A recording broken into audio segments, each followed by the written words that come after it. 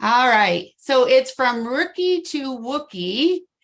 And it's going to be on how Trinity Western University uses Salesforce and ERX RAD products to manage their events.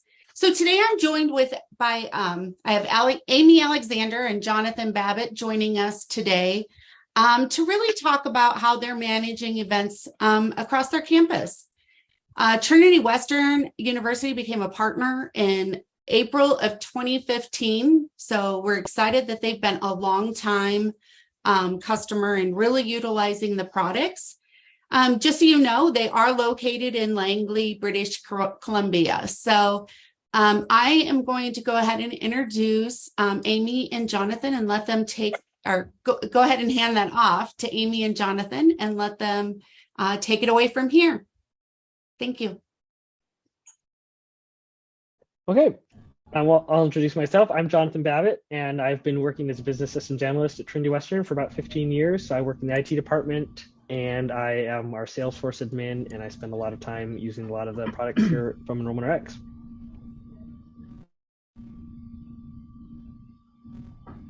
Great. My name is Amy Alexander. I've been working here for about 19 years in various different capacities. I've been in enrollment since 2008, and currently I'm the operations and systems manager. Work a lot with Babbitt and just making sure that our end users have what they need when it comes to our CRM.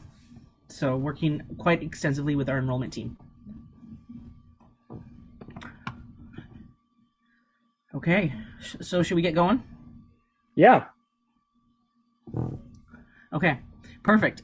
So Babbitt's running the slides today, so I'm just going to say to switch slides. But basically wanted to give you just an introduction to our systems at Trinity, how everything kind of connects together. So as Misty said, we signed an agreement with Enrollment Rx in 2015, and we went live in 2016. And so just understand our student journey and how that works. At the front end of the enrollment cycle, we use Enrollment Rx built on the Salesforce platform. We then have a homegrown system called Aqueduct that connects to our SIS system called Genzabar. And then we have a second org, Salesforce org, where we work with CauseU for all of our advancement purposes. So alumni, donors. So we've really tried to build out the journey from incoming student all the way to alumni and donor. And then at the bottom, you can kind of see the different communication platforms that we're using. So Marketing Cloud, Pardot, as well as Mowgli. So that's just to give you kind of a landscape of how our different systems are connected and what we're using when it comes to communicating with our students and parents and kind of letting them know what's happening. So you can go to the next slide.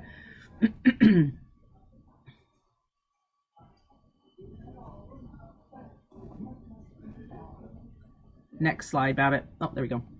So give you a little bit of information about our events and kind of what we do at Trinity. So we have online events, which are tailored to both international students as well as domestic students. And those are kind of Discover TW events. So they're kind of mini kind of who are we events to kind of give you a taste of Trinity Western. And then we'll have individual events. And this is where a student can come onto campus, have a very personalized visit, meet with faculty, ask questions, go on a campus tour, and kind of meet with an enrollment advisor or financial aid. And then lastly, we'll have preview days as well as new student orientation. And so our preview days are where we have anywhere from 200 to 300 people come onto campus, and we do be a student for a day, attend classes, go for lunch, talk to deans and everybody else who you want to talk to.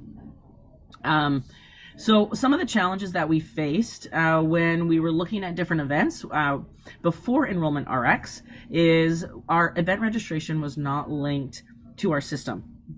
And it took several days to actually reconcile our data.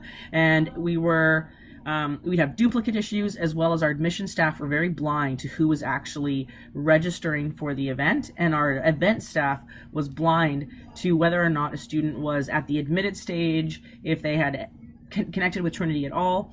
And so we were kind of all working in this blind world and not really knowing how a student was first coming to the university. So were they coming because they saw our event online and wanted to join our event, or had we met them at a high school and then they had come to our visit event. And so we wanted to be able to reconcile that data and have real-time communication with our people, so real-time communication. So the other thing that we were struggling with was poor management of our orientation attendance. And so we had tried lots of different things in the past to try to track our orientation attendance, but it was becoming more and more challenging to kind of know, are the students here? And we wanted to be able to track orientation so that once they arrived, we could know, did they actually arrive? And if they didn't, so that we could follow up with them. So the other thing, so I'll kind of maybe pause there, and we're going to focus a little bit on orientation and how we set that up, but then also talk a little bit about our preview days in terms of a demo. So I'll hand it over to Babbitt. Okay. Oh, sorry, it's not you yet. Well, you can go. Oh, you want me to? Okay. So I guess our No solution, problem. I'll keep, I can go. Yeah. Okay. Our solution was, you saw the challenges slide there, but our solution was going to the RAD, the Enrollment Rx products, and specifically Enrollment Rx Events Rx package. So that allowed us to know who the students were in real time because it connected directly to our CRM, and it gave us transparency for the students. So we could see when a student registered for an event, were they at the admitted stage, were they started an application, and Babby, you can go to the next slide. And that allowed us to actually tailor our events to who our audience was. It also allowed us to connect parents to our events, to our students. And so we could actually have, using the relationship object and using Form Builder, we could actually know, oh, Susie is coming with her mom, or she's coming with her dad. And then we could kind of watch what was happening. So it kind of allowed for our event staff to be able, and it allowed for our event staff to kind of know, oh, this student's working with this admissions counselor and they have a question, and she could pass that on. Or we'd have an admissions counselor maybe had questions from a family and they could talk to our event staff. So it was really, really helpful. It's been super helpful in terms of tracking our students. So we've been actually using this since 2016, and it's been fantastic in terms of what we've been able to do with it. So I'll pass it off to Babbitt now. All right. So I am the one that ends up building the thing. So Amy has a good view of what our long-term plans are, what the next thing is we need to accomplish, and then she comes to me as an IT member to figure out how we're going to build it. So one thing that we had been kind of doing was each time we would do one of these events, we originally started out where we would create a new registration form, but then the next year or the next term, we would have to modify the form because a lot of it was hard coded, for a specific term with specific dates, et cetera, in it. So what we wanted to do is make something that would be more generic, where we could just set parameters on a campaign, and that way we could reuse what we built every single year, every single semester, however often we need it, because it would automatically pull in all the information that it needed from the campaign. So the first requirement was we did want to have a generic Form Builder RX form that we could be used for all of our orientation days. We did the same for preview weekend. I'm mostly just going to focus on the orientation day one right now, but they are fairly similar. We also had a unique setup where that was different between our preview weekend and our orientation day was for preview weekend, we don't know who's going to come. That could be anyone from the public. So we just have a generic URL that anybody can go to register. But for our orientation day, we know who's going to be coming. Those are the students that have already told us they're signing up. They're paid, they're enrolled, whatever it may be, they're going to be coming. So we have a specific URL for each of them because we've already created campaign member records for them. We just want them to come to the form and give us the rest of the information we needed. We also have, for a select subset of our students, the international students, there's an extra optional pre-orientation day that they can come to campus for. And so it was important that we already have everybody who has the potential of becoming, all of the new students, in this one campaign, for the parent campaign, we call it, for orientation day. And then we have this optional child campaign of it that we will only want certain people to go into. So we may not always have that. So we had to build the form to be flexible enough to handle that. And then we also needed to know if someone's going to be living on campus, we need them to pick in a move-in time. So those were all of the requirements that we have for this form. So we will now go to a demonstration of a form. So I will start so you can, Amy. Okay, perfect. So just to give you an example of what Jonathan was talking about here. Oh, sorry, that's preview day. I'm going to switch here and go to our orientation day. campaign. So this is our orientation day campaign here. And when you go in it, you can see we've just put 3 test records in it right now, just to kind of give you an idea of what this looks like for students. And so one of the things I should mention is that what we've done with orientation specifically is we've actually utilized private events. And so what that means is we preload everybody we know that should attend orientation into this event, and it creates a personalized link for them. And so in that personalized link, it knows if they're a resident, it knows if they are Canadian, it knows if they're American or an international student. It knows kind of all of that information about them and allows us to create a very personalized experience when they log into the form. Versus our preview day forms, which are public forms. And so when a student logs into a preview day form, we assume that we don't know as much about them and we ask them a lot more questions. So just to know the differences between the 2 different forms. And so this is this actually is our, we're in the middle of testing right now to set up for our upcoming orientation in September. So this is our actual orientation event, but it just has our test records in it right now. And you'll see I've created an international test record and a resident test record in here. And so I'll show you these 2 today.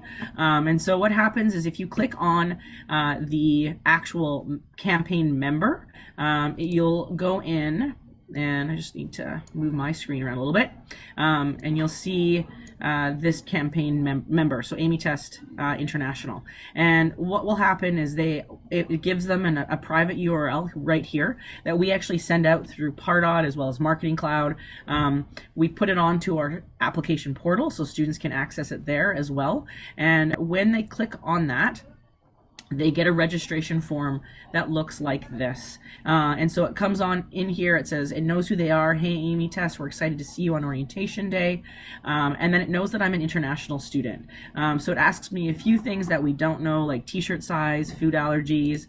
Is anybody coming with you? How many guests are you bringing? When will you be arriving in Canada? Do you need a ride from the airport? We do Uber rides from the airport. And then Jonathan was mentioning we actually have a child campaign that's attached to this because we do an earlier orientation for international students. And so instead of them having to fill out multiple forms, we just ask them here, do you plan to come? And if they say yes, they can click that. And then there's personalized messages below here. So it tells them to arrive, when to arrive. Pre-orientation begins at 9 a.m. On the Friday, and then on the Saturday they can arrive for the free barbecue. So once they've done that, they click submit. And once they've clicked submit, it sends an automated email with a QR code for them to check in, as well as instructions on what they need to know for that day. And then what this does is it will actually put me into both campaigns. So now, if I go back to this page, I'm going to refresh it, and it says sent right here, and this is going to change it from sent to registered. All right, so now you can see that this has changed from sent to registered. So I'm registered for this event. One other thing I'll pull up is this was my campaign member. If I go now to this Amy Test contact and I go to related, and I can see all the different campaigns that I am a part of. And so when I scroll down, you'll see that I'm not only a part of the orientation campaign, but I'm also part of the pre-orientation campaign as well. So you can see here that it signed me up for orientation day. That was the form. And now I'm also in this pre-orientation. So I'm registered for 2 events. And so that allows me to pull different reports for both our orientation day staff on the Saturday, as well as our international team on the Friday. So that's kind of that's the international form. And then to show you the difference for a resident student, everything looks the same in terms of the campaign member. This is Amy Resident Test. I can scroll down. This is my private URL. And then the orientation form looks slightly different. So when I come into the orientation form, it will tell me a little bit about O-Day. It will say, hey, welcome Amy, t-shirt size, food allergies. Again, it asks me how many people am I attending with. But it knows that I'm a resident student, and so it actually wants me to pick a time slot. It also knows which building I'm living in, so it can say, in case you forgot, you'll be living in the DeVries Center. So when I click pick a move-in time, it will actually show me different options for when I can register. Perfect. So now you can see it's actually moved me into Enrollment Rx's individual visits. So we actually have connected campaigns with individual visits. And so you can come into here and now it will ask me, oh yeah, I was living in DeVries, so I want to come at 9:30 in the morning. I can pick DeVries Hall, move in. I could put my name, information, and submit my registration. So pretty slick. It worked really, really well last year. We used it last year for the first time in September and had a great time actually knowing who arrived on campus and when they arrived on campus. So as students came onto campus, we used the QR code from Enrollment Rx to scan them in. Our staff are the ones kind of first welcoming them when they rolled onto campus, and we were able to do that. So I'm going to pause there on orientation and just kind of maybe show you one other fun little feature on preview days. So preview days are the public events. So these are no longer private events, meaning that anybody can sign up. And one of the things that we wanted to do was make it easy for our event staff to create registration or create different events for undergrad, graduate, or maybe they're going to do an info session on a specific program, or maybe we're targeting a specific senior or junior student. And so what we did is we actually made one form builder form. So there's only one form on the background. So this is the back end. It's just called Preview Weekend Registration. And so that was made by Babbitt. I can tweak it myself, but our events team never actually goes to form builder. They just live on this page that you see here. And then what they can actually do is instead of going into form builder, they can actually set all the values for the event that they're going to be showing on the details page. And so when they come into this event, they set up the event how you would normally. And then there's this registration form configuration that we've actually set up. And so what that does is it will say, what level of study is your event? Oh, it's going to be an undergraduate event. Or we could change this to a graduate event. We can say what the source code needs to be, so that just allows us to track what's the first, is this an info session, is it a preview day, does that look like, and then using program or program modalities, we can choose which program a student sees. And so the nice thing about that is when a student goes in to register for the event, and I can't remember if I pulled that up, they will see only the programs or the terms that we've picked, but we've actually configured it right here on the form versus having to go into maybe having a multiple form builder pages for 20 different events. So that's just kind of a cool little feature that we've built using the tool, and I can I can. I'll quickly just show you the external form as to what that looks like here. This is preview day, October 2020. So you can see here just these first name, last name. You can collect all their information that we want. And then down here is where those fields are going to populate that I showed you. So I want to show all of our undergraduate programs. So that's what's showing right now. But I could also tailor those fields so it only showed graduate programs. Then I can have what terms that are coming up. So fall 2024, spring 2024, or summer. And then we use this to kind of know what grade they're in. And again, that's all determined whether or not it's an undergraduate event or a graduate event. So this will show different values based on what we prefigure on that page that I showed you before. So yeah, so I'm going to pause there and send it back to John. All right. Thank you, Amy. Okay, so that was the demonstration. And now what I'm going to talk about is specifically for the orientation, which was the private event that Amy had talked about. I'm going to talk about how I implemented that. I don't need to go too much in detail, but I just want to say that if you have a Salesforce admin or someone doing it, what we did was not really all that complicated. There was just a few little things we had to make here or there. So on the campaign member, we had to just add a few fields so that we could track or give them a link so that they could get to it because it's a unique link for everyone. We needed to know if someone was going to come to the pre-orientation event for the international students. We also can optionally link to a visit series so that we can select move-in times. We also wanted to look up to a term object, which is where we keep track of for someone what their housing status is, so we know if they're going to be on campus or not. We built a flow. It's a very small flow, but that is the one that will take someone who's signing up for the pre-orientation event and put them into that campaign. We just have to create the visit series for the time or move-in time slots. And then in Form Builder, we just had a few dynamic components that we added on the page. One which shows what the dates are for the pre-orientation day, because usually it's the day before, but I wanted to make it flexible that if it was a week before, 2 days before, or whatever, it would just dynamically pull in the dates from that pre-orientation campaign. We also have a virtual field because we could auto-populate that with someone's residency status, so we could also show them which dorm they were going to be in. And then we have a dynamic submit that either says, thank you for submitting this if you are not going to be living on campus, and if you will be living on campus, then it will take you to the move-in time slots. So this is, again, just so you can see, it's a small, simple formula that generates the URL that everyone uses that we will send out to them through Pardot or Marketing Cloud so that they can get to the event. This is just a simple checkbox. We added on the back end to know if they want to come for early arrival. On the campaign, we have a couple of fields, and Amy just showed you those. These are ones that we can populate that are specific to the campaign, and these are all parameters that the form builder form will be able to pull in.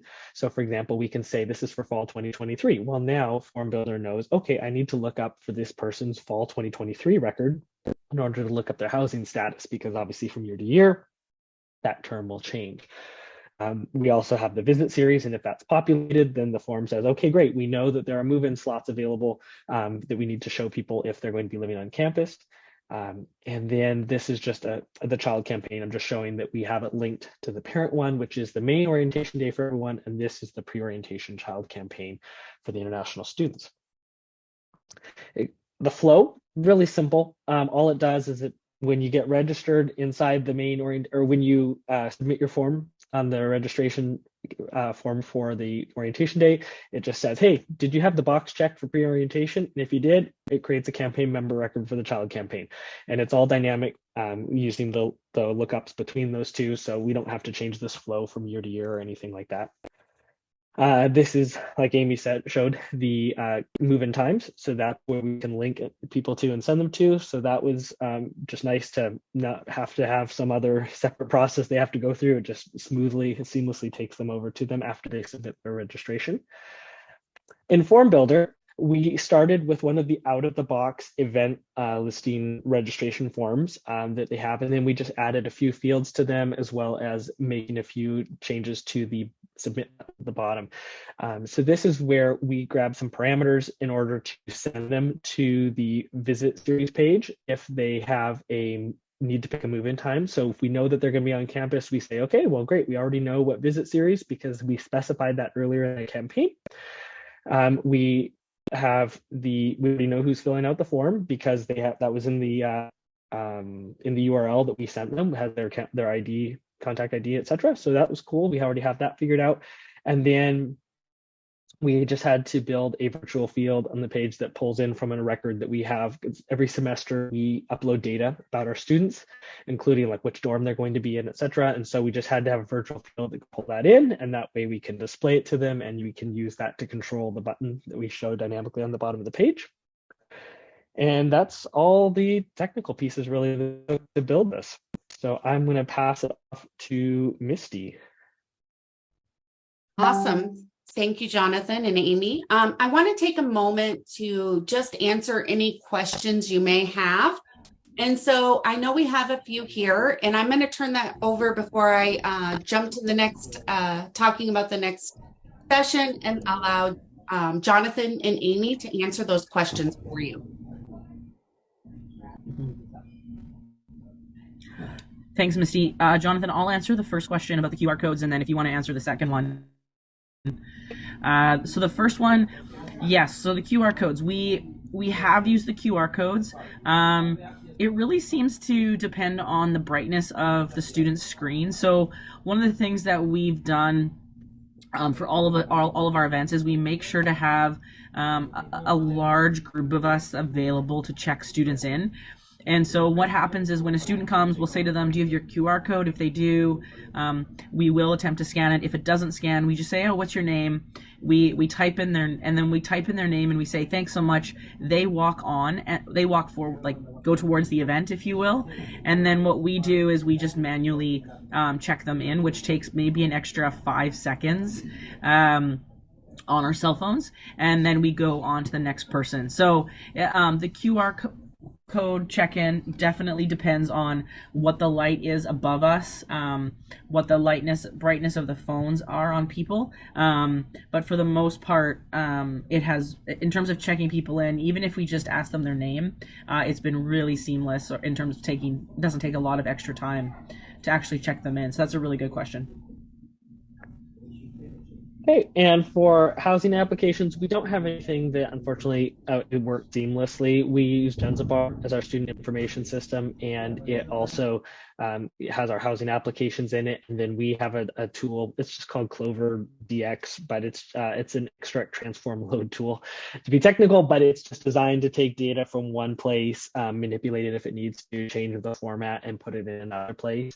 And that's how we have been chosen for years now to synchronize data between our Aqueduct home built system and Genzabar, our student information system, with Salesforce. And so it's mostly just read only. It's pulling data in from our student information system. There's no reason to put anything back in there.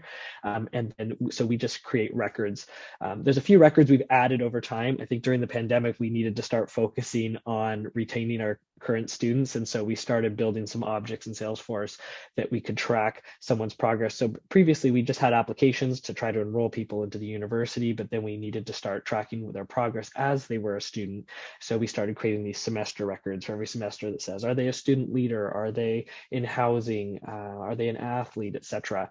And so that stuff we sync across, and those are all tied to a term. And that was why in the campaign earlier, we showed that it would be tied to a particular term so that it knew which semester record to pull up for someone. Awesome. Thank you both.